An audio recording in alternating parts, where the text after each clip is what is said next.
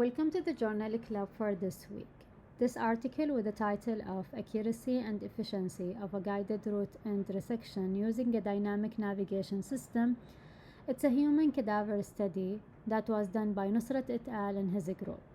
Treating a persisting apical periodontitis can be addressed using microsurgery with the concept of a guided surgery in a specific dynamic navigation system, which is centered around computer-assisted design and manufacturing, with the use of a printed template that guide the pair to the apex for an accurate osteotomy and root and resection. So the aim of this study is to determine and compare the accuracy and the efficiency of a dynamic navigation system with a freehand technique when conducting a root and resection in a human cadaver model. For their material and method, they had two fresh cadaver, which include 40 roots, and they randomly assigned them to freehand technique and dynamic navigation system.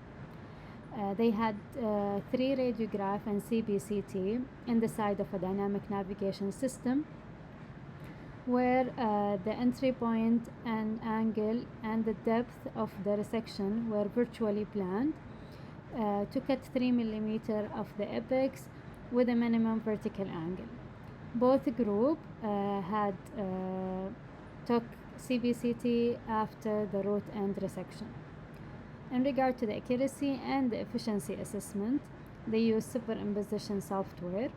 The accuracy measured the global platform, apex deviation, and angular deflection, where the efficiency measured the time and the number of the mishaps.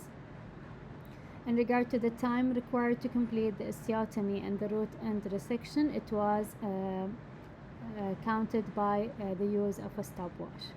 And also they had categorized each group into 2 subgroups from the root distance from the buccal cortical plate into less than 5 millimeter or more than 5 millimeter.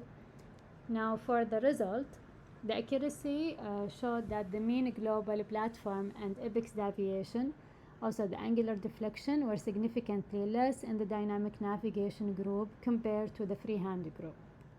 In the dynamic navigation group, there was no significant difference between the 3 parameters with the subcategories, where was a significant difference in the freehand group. In regard to the efficiency, the mean time required for root and resection was significantly greater in the freehand group in compared to the dynamic navigation group. And the time required to complete root and resection in the dynamic navigation group did not reveal any significant difference with the subcategories in compared to the freehand group. Also, there was no significant difference between the dynamic navigation group and the freehand group in regard to the number of mishaps. The analysis on the 2 depth subcategories reveals that the significant association between a greater depth and the incidence of mishaps in the freehand group, but there was no significant difference within the dynamic navigation group. To conclude, the dynamic navigation system was more accurate and efficient in root and resection than the freehand technique.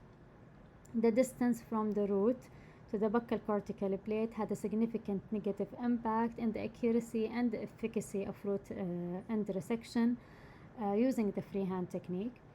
Also, from this study, we can consider dynamic navigation system to be safe, reliable, technological addition in endodontic microsurgery.